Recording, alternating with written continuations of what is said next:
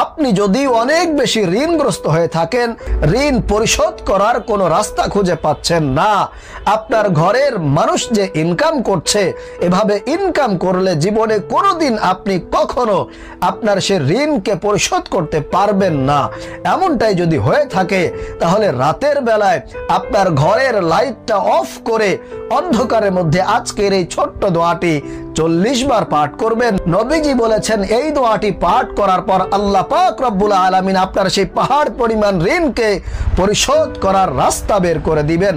হয়তো বা আল্লাহ তাআলা আপনাকে ঋণ পরিশোধ করার মতো তৌফিক দিবেন, অথবা অন্য কারো মাধ্যমে হলেও আপনার ঋণকে আল্লাহ তাআলা পরিশোধ করেই দিবেন ইনশাআল্লাহ।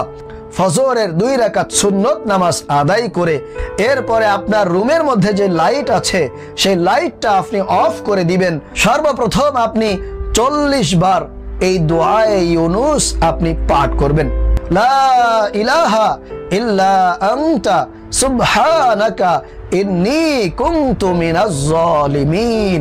আপনার ঋণ মুক্তির জন্য আপনি এই দোয়াটি একবার পাঠ করবেন। সেই দোয়াটি হলো আল্লাহুম্মা কফিনি বিহালালিকা আন হারামিকা ওয়া আগনিনি বিফাদলিকা আম্মান সিওয়াকা।